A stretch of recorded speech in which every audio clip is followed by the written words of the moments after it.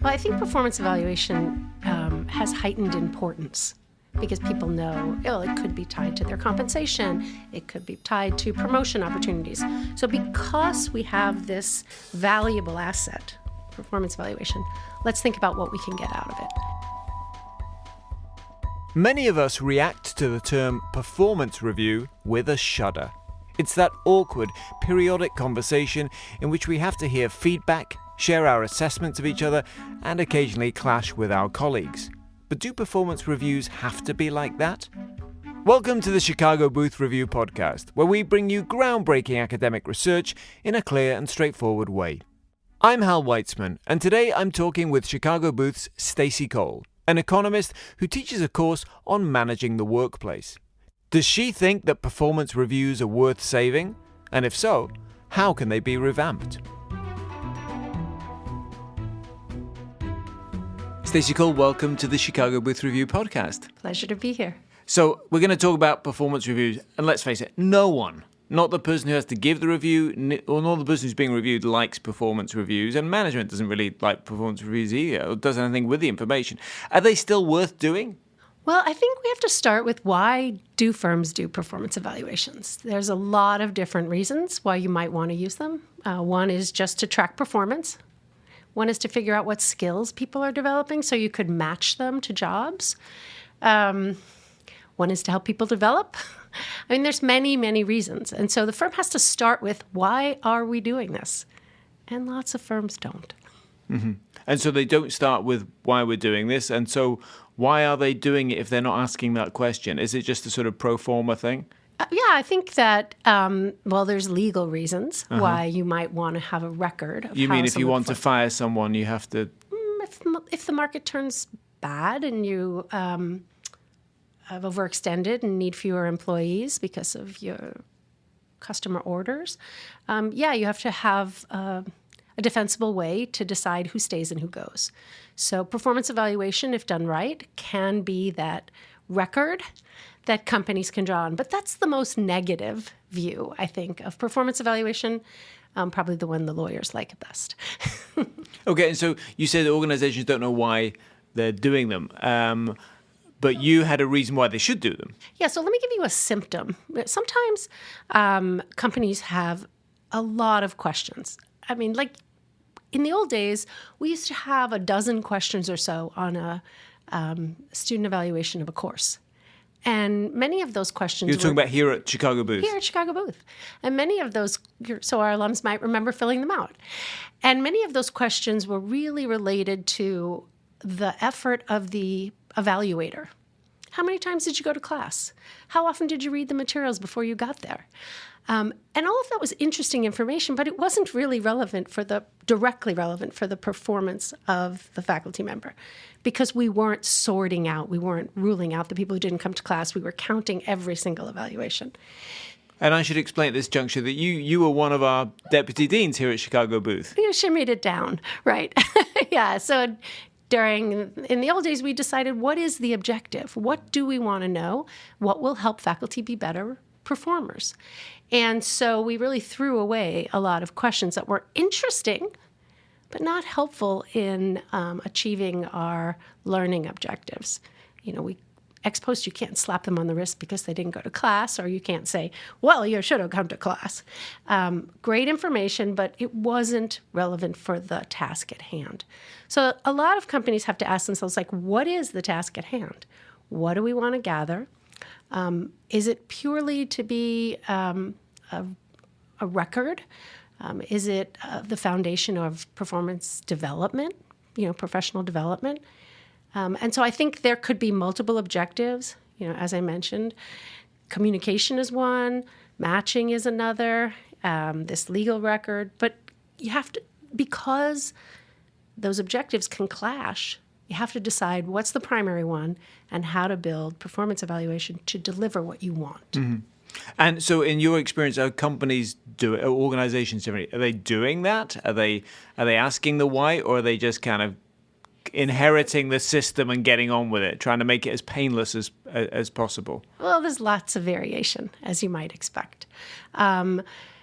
you'll see most frequently someone will walk into a setting, inherit a performance evaluation scheme, just like they inherit other policies that drive behavior, and ask themselves, is this achieving what we want? So I have this story I often tell students. One of our alums stepped in to serve as a CEO of a huge food company, Brazil Foods. And when he walked in, the company had just gone through a merger. There was a lot of conflict inside the organization. And managers were asked to fill out performance evaluations with over 100 questions. 100 questions. I mean, how could they all be useful?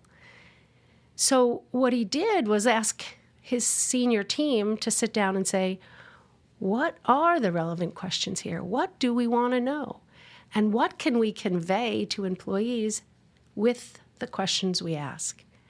And that exercise of pulling together the team, asking what do we want to know and why, and then how do we use that to communicate with employees, basically set the foundation of their strategy going forward, right? The senior leaders had to talk about what is the goal, what's the vision, is it shared? They had to talk about how do you convey that through performance evaluation to employees, and then what do they want to hear back from employees to understand where there's conflict. So his team ended up with a new performance evaluation with fewer than 20 questions. Much more effective, clearer messaging to employees, and off they went. And it's been a success. It has. He's no longer the CEO. This is back in 2015, but I think it was an amazing catalyst and an example of how you can use performance evaluation strategically. I think that's often lost. I think a lot of people think of it as going through the motions. As you started us off, nobody likes doing things, mostly because of the interpersonal conflict. I have a vision in my mind of how well I'm doing, and then you sit down and tell me the facts, the honest observations. And when they don't align, it's painful. It's painful for everyone. And most managers aren't sufficiently compensated to bear those personal costs. Well, particularly not if there's 100 questions. That seems over the top. Well, and you can't even imagine that people would take those questions seriously. It's just tick, tick, tick, tick, tick. Kind of like when you go to the doctor. Tick, tick, tick, tick, tick on all those questions. They have meaning. Individually, they have meaning. But, yeah, you're just blowing through them to get it done. Yeah. And so it sounds like perhaps one of the reasons this happens is because I feel like performance reviews are sort of the purview of the HR department rather than the C-suite. So it's not the CEO saying, we need to do this because of, it's sort of the HR department, as you say, saying, legally, we better cover our butts and do these. Yeah. Is that right? I think that's a fair assessment in a lot of organizations. I really don't like the storylines that kind of paint HR in this negative box because I think they can be important partners in these processes. So you want to engage them, for example, with the C-suite in asking how do we use performance evaluation more effectively. So I think relatively few senior teams, if they haven't taken Managing the Workplace here, think about performance evaluation strategically. And so, like, if there's any message in this conversation, it's to ask managers to think hard about are they getting the most out of performance evaluation? Mm-hmm. But because I guess I wasn't trying to put down HR so much as think that if it's about HR, then it becomes about development of people, right? So then it's about what courses would you like to take to improve your skills, or would you like to move to a different kind of position within the organization, or is there anything else we can do to make your life easier? The way you were talking about it was more like, what does the organization want to get out of it in terms of conveying information or gathering information, which is a bigger dimension that I suspect that many organizations don't get to. Is that fair? That is fair. And so, I have limited time. And so I think the developmental component of performance evaluation is something we all know, right? So why turn on this conversation if that's what you're going to hear? The part few people talk about is the part that I think can be very powerful. And, in a lot of organizations, managers either are handed processes from HR or delegate some give me the interview questions I'm supposed to use, or delegate to HR some process to make sure there's fairness and equity. What I'm suggesting instead is to ask, what do you as a manager want to get out of performance evaluation, both as a way to communicate to employees and to bring information back up to you? So you talked about the information that organizations want to convey using the performance review process. What is an example of that? I think I used Deloitte as an example, or it's a very commonly used example. They distilled their performance evaluation to 5 simple questions that were all questions that you, Hal, might ask. You might ask about my performance. So one question would be, Hal, would you promote Stacey if you had the opportunity to do so today? If it was your money, would you give Stacey a bonus? Would you, Hal, encourage your teammates, your peer partners, for example, to put Stacey on a project? And so those questions, yes, they make it easier and simpler to do performance evaluation, but they also send a very clear message to the employee that you're not just an individual performer. You need to make your team better. You need to colloquially play well with others, and make sure that when you're working on a team that you are supporting the objectives of the team. Okay, so what are the kinds of information that, if we're in the C-suite and we think, hey, you know what, we should be in charge of this process, we need to revamp it. Right. What are the kinds of things, pieces of information, pieces of data that it would be good to collect in a performance review process that we couldn't collect in another way? Or is it that we could collect it, but we're doing these anyway, so we may as well use them? Well, I think performance evaluation has heightened importance because people know, it could be tied to their compensation. It could be tied to promotion opportunities. So because we have this valuable asset, performance evaluation, let's think about what we can get out of it. So, for example, some leaders are very effective talking about the vision for the company and the future and strategic goals. Some not so much. And so performance evaluation is a way to, it's a mechanism to test whether people really understand where the company's going. So questions like, do you understand how your individual performance helps the company achieve its goals? Do you understand how our team does that?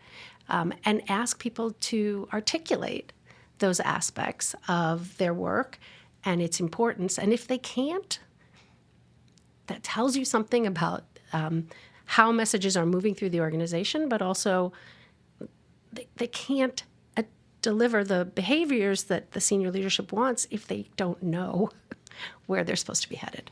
Right. And it's also presumably a way of tying, individual tasks, which particularly nowadays, in the age of remote work, it's harder to have corporate culture spread and corporate mission spread. So presumably the way you're reframing it is this is a way to tie individual work to bigger work, and there's some good work being done here at Booth about how people actually work. They're much more productive if they know about the purpose of the organization and the mission. Right. Yeah, so we had a dean here a number of years ago, Ted Snyder, and when he would speak, you could almost parrot the words that were going to come out of his mouth because he really wanted all the staff to focus on relationships that mattered. Very short phrase, but I'm sitting at my desk. I have an hour left. It doesn't matter whether I'm a junior person in a team or a very senior person. You heard Ted's voice saying, focus on the relationships that matter. And so you could evaluate the work on your desk and say, I should lean into this one. Was it perfect every time? No. But the message, the strategy was very, very clear. And it permeated the entire organization. I think if organizations could be as effective conveying the overarching objectives, individuals would make better trade-offs, which is ultimately what we want. Economists want people to use their time most efficiently and make the best trade-offs for the organization, not just themselves. If you're enjoying this podcast, there's another University of Chicago Podcast Network show that you should check out. It's called Not Another Politics Podcast. Not Another Politics Podcast provides a fresh perspective on the biggest political stories, not through opinions and anecdotes, but through rigorous scholarship, massive data sets, and a deep knowledge of theory. If you want to understand the political science behind the political headlines, then listen to Not Another Politics Podcast, part of the University of Chicago Podcast Network.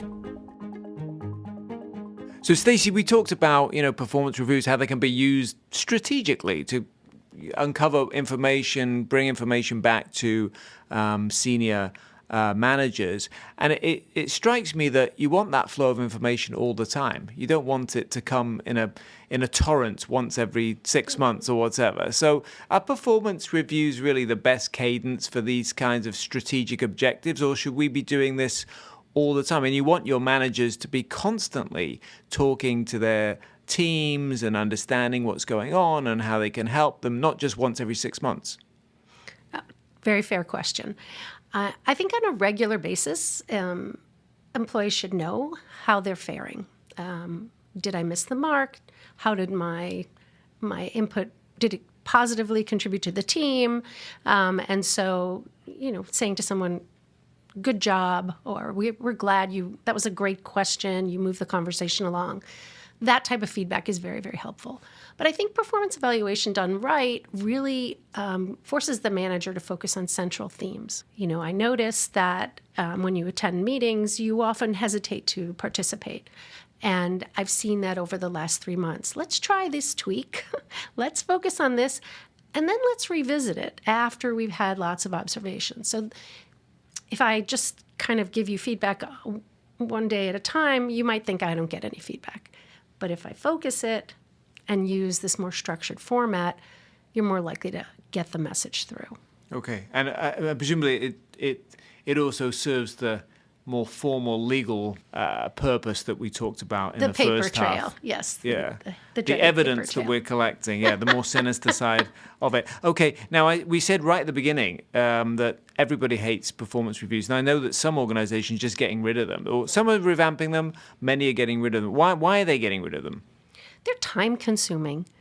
And the question is, could you use your time as a manager, as a supervisor better?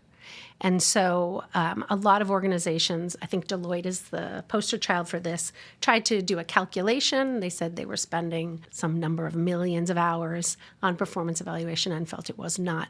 They could be billing some of those hours, felt it wasn't a good use of their time. I think it's fair to say that performance evaluation will go in and out of favor, but it's not going away. And it's not going away because individuals would like feedback, positive and constructive feedback about how they're doing, because performance evaluation can lead to behavioral changes that make a good employee a better employee, because it reconnects managers to what's happening on their teams and helps them understand, are they in fact guiding this troop forward in a positive way?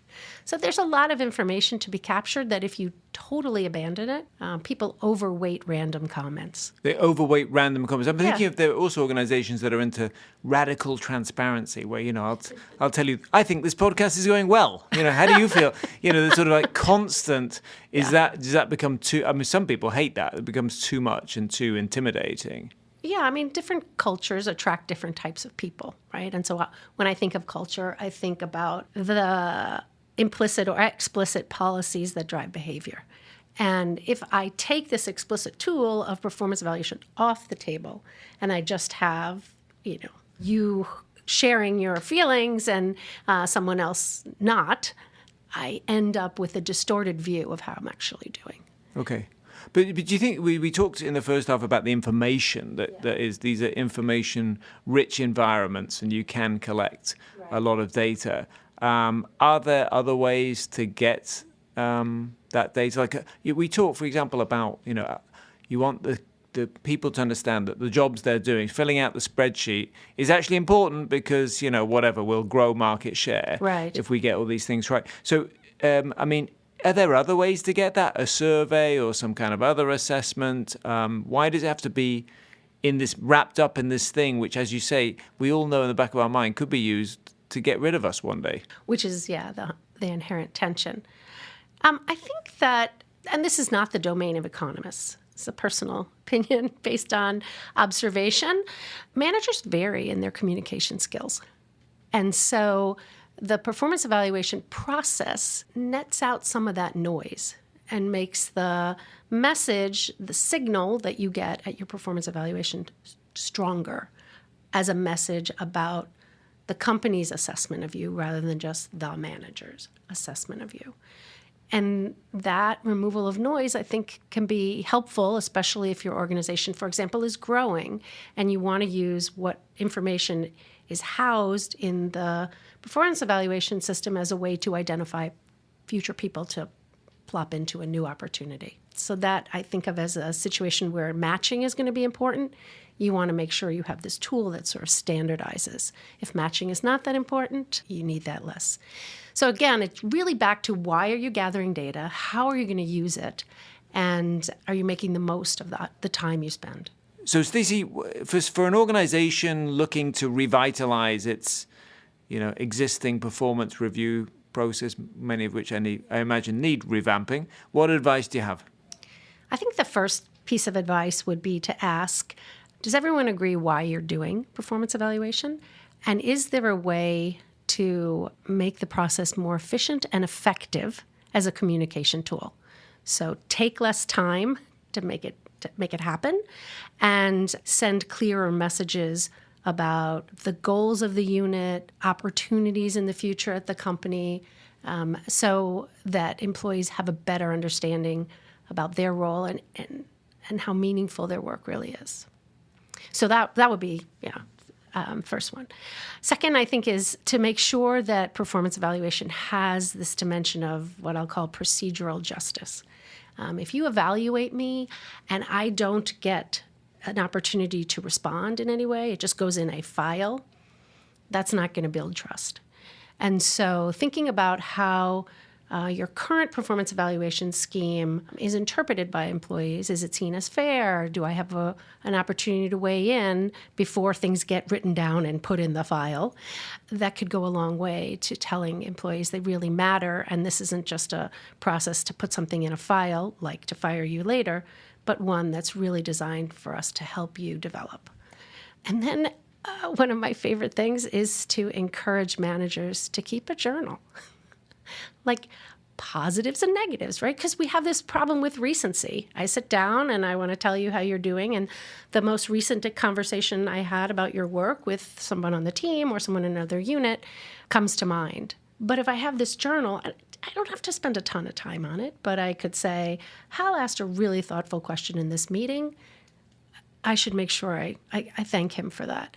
And then you look at it and you find that, in fact, Hal's been asking thoughtful questions for many months in these meetings. How come nobody's recognizing that? How come we're not using that curiosity effectively in his role? And so, yeah, I would encourage managers to have just a feedback journal that they keep. And then, sometimes I do this when you finish a class, you have interactions with a student, and this happens. For me, it's happened a few times with international students, where they're not as familiar with the norms, behavioral norms. And I've sat down with students and said, I would like to offer you a gift. It's a gift of feedback. I know that you really want to be successful. I think you're super talented, right? So the positives, setting the stage for why they should receive this. But I want to offer you 3 examples where you unintentionally were quite disrespectful to me. And you're going into this particular field. In the case I'm thinking of, it was a student going into investment banking, and that's not going to be heard well. So let's talk about how you could rephrase those comments in each of those 3 examples, and then try it out, see how it goes.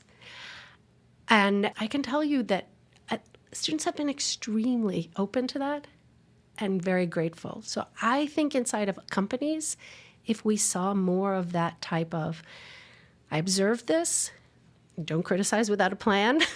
Here's the plan. Try the plan. Let me know how it goes. I think that can be very powerful. Okay. Well, Stacey, hopefully you found the questions thoughtful today. We definitely enjoyed hearing your responses. So thank you very much for coming on the Chicago Booth Review podcast. Thank you. That's it for this episode of the Chicago Booth Review podcast, part of the University of Chicago Podcast Network. For more research, analysis, and insights, visit our website at chicagobooth.edu/review. When you're there, sign up for our weekly newsletter so you never miss the latest in business-focused academic research. This episode was produced by Josh Stunkel. If you enjoyed it, please subscribe and please do leave us a 5-star review. Until next time, I'm Hal Weitzman. Thanks for listening.